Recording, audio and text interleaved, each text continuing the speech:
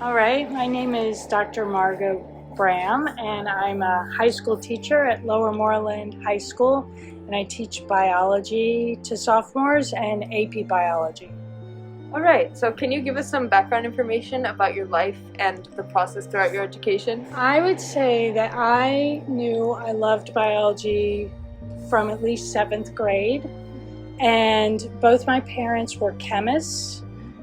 So we kind of had a bit of a science family, and I knew I wanted to major in biology. So undergraduate, I majored in biology, and I didn't know what I wanted to do, but I figured it needed more school. So I applied to graduate school, and I went to Penn State for a master's. But I didn't come, like a lot of graduate students, they go to graduate school and they know exactly what they want to do and who they want to study with. I did not. I had a cousin who was in graduate school at Princeton, and he had done a type of program where you move in and out of several labs. Like you kind of are in one lab for maybe a month and a half, and then you go to a next lab to help you decide. So I asked to do that, and apparently that was a strange request, but they allowed me to do it. And I discovered that I really liked ecology. So I did a lot of experiments in the greenhouse and a lot of field work out at this big farm field.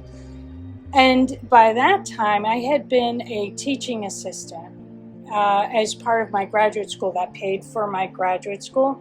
And I discovered I really, really liked being a TA. And then I decided I would like to teach the college level. So I went to Rutgers to get a PhD. And the program I joined was ecology and evolution. And I went right for a plant ecologist lab. So I knew kind of what I wanted to do there. And again, I did a lot of field work, a lot of working in marshes, fresh and saltwater marshes, and growing plants in greenhouses. And I continued to be a TA. And after graduate school, I actually moved back into Pennsylvania because by that time I was married, and my husband was actually clerking for the Pennsylvania Supreme Court. So that brought us back to Pennsylvania. And I did teach for a year at Chestnut Hill College.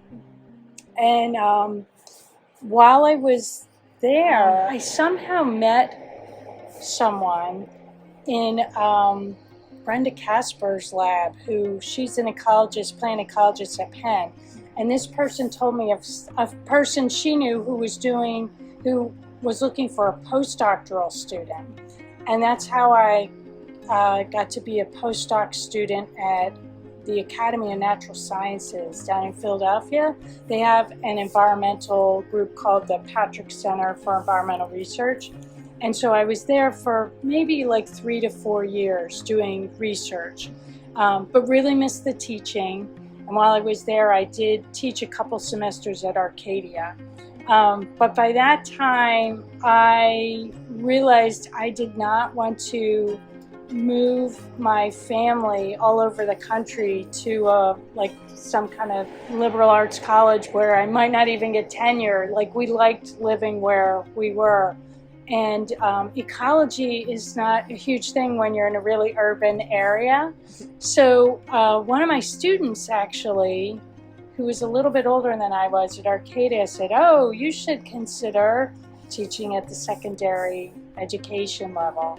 And that's what led me to get teaching certified. And then I didn't even apply for this job. I put my information on something called Pennsylvania REAP because I just had my second kid, so my son was like a baby. And by surprise, I was asked to come in. And I thought, well, I probably won't get the job, but at least I'll know what an interview's like. And then I was really surprised. They asked me back to do a teacher demonstration, and much to my surprise, I was selected, and that's been it. Cool. It's nice to know more about how you got started here. And about your college experience, what was it like specifically as a woman in the STEM field? So I've had this conversation as recently as this weekend. This past weekend I was with a group of 6 other women that I was in the Ecology and Evolution group at Rutgers. We were all in graduate school together and we still keep in touch. But my college, undergraduate, master's, and PhD, I did not have a female professor. Terrible. And so one of my friends is a professor at Simon Fraser University in Canada, and another one in SUNY Binghamton. And it is better than it was, but I still think the lifestyle, it's most of like the women I know that went on to be college professors, especially at places with research, they did not have families. They did not have kids. They were married, but they didn't have kids. And when I was at Rutgers, there were a couple of, there were some female professors. I just happened not to be in areas like teaching classes that I would take. But it was difficult, either there was criticism of one of the female professors that, she's not a very good mother. And so it still makes me angry. But I feel like the system is still a bit of an old boys' school. And I don't think they do enough to make it flexible for women. However, when men who are professors were taking on duties like picking up kids at daycare, people praised them. At least some did, but I think it's a little bit of a double standard, and I still think a little bit that a woman has to work twice as hard to be considered half as good, perhaps. Yeah. Oh, definitely. In our AP Bio and AP Chemistry, basically any AP STEM class, there's mostly boys in our classes, and most of our teachers have been men in these classes. So, although it is interesting, I tend to get, when I first started teaching AP Bio, there were less women, but now I mostly have women and fewer male students. Yeah. I don't know if that's because of me. Yeah. No, it's just the major, like biology. Yeah. Because in our physics class, there's 5 girls. Yeah, there's and there's out of for how many? 16 kids maybe. Mm-hmm. So it's I think it depends on the what realm. Yeah. Right. Definitely. Yeah. And on a less serious note, what's your favorite plant and why? I love plants. I love trees. I would say a really big white oak tree, or a bald cypress, or a metasequoia. I love them. They're very primeval looking. There's a place in Morris Arboretum where you can walk down, and it's just got these bald cypress, and it just makes you feel like you're back before recorded history. They're just such old trees, and it just feels really good to be around them. Yeah. No, I love trees. I'm a big fan of them. Yeah. So what was your favorite class within your ecology major, or the track that you chose?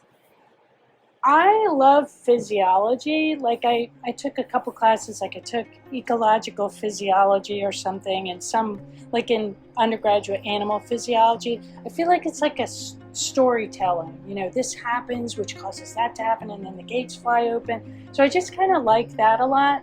But I also really liked some of the classes where it was just super small.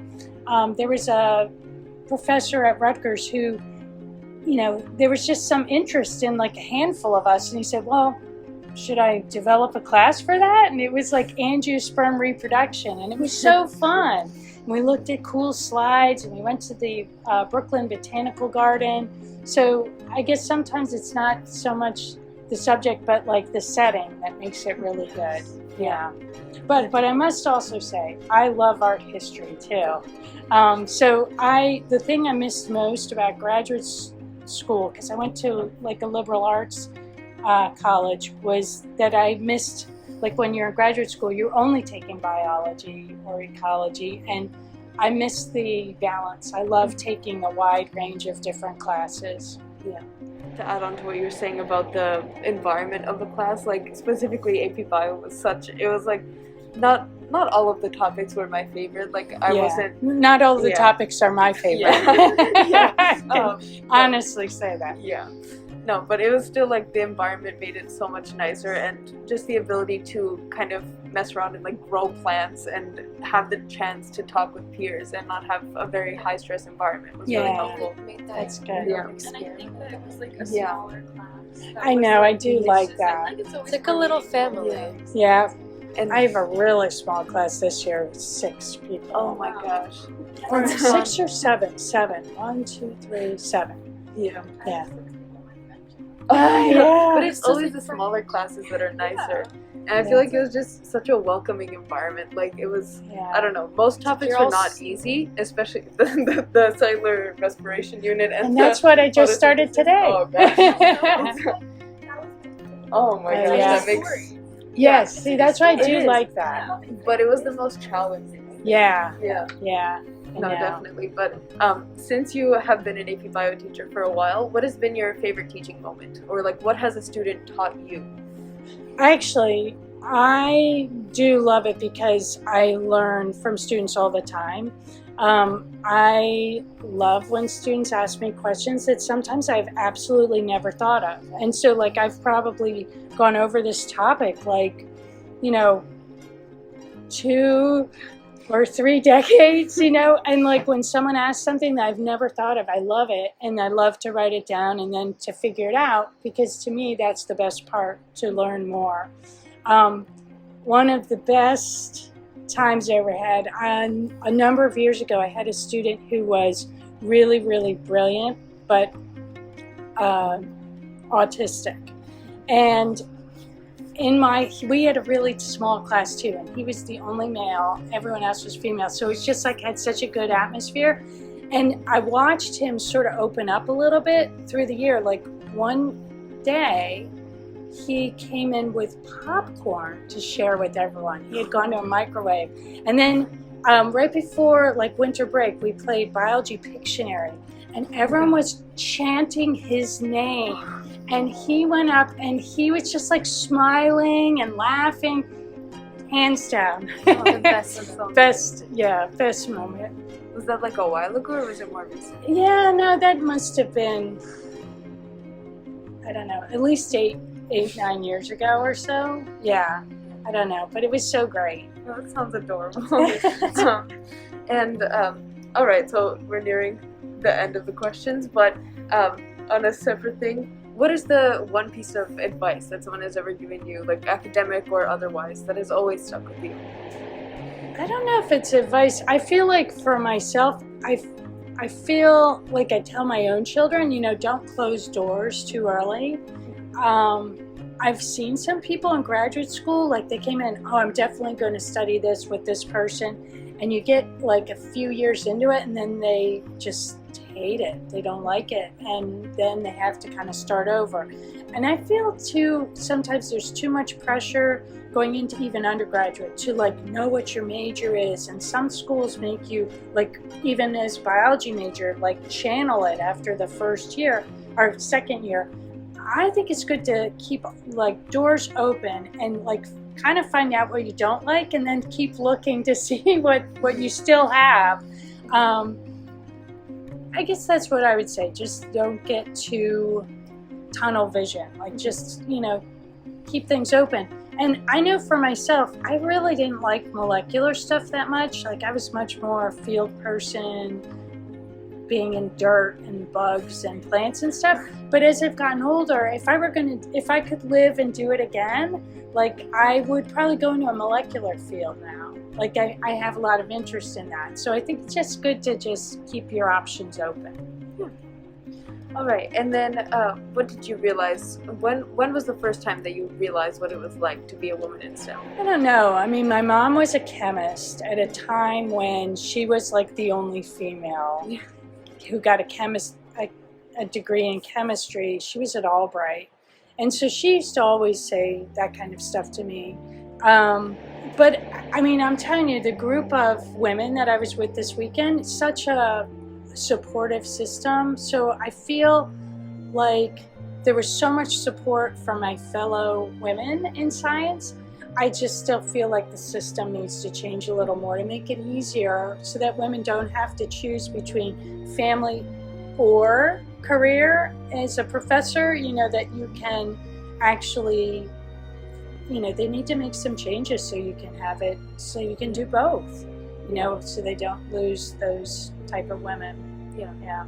I think that's definitely important, and I think that, I mean, hopefully things do get better, but I think just as communities of women, like even in high school, like this, I have a group of women in science right here who I am able to talk to and ask for support, and like usually it's like all of the girls are very tight knit in all of the STEM classes that I take. Yeah, that's good.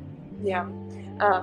And now the last question, what advice would you give to young women going into STEM? I would say go for it. Be confident, because I often find that, especially I notice this in graduate school, women are more likely to be, you know, it looks like the data suggests this, but I'm not really sure.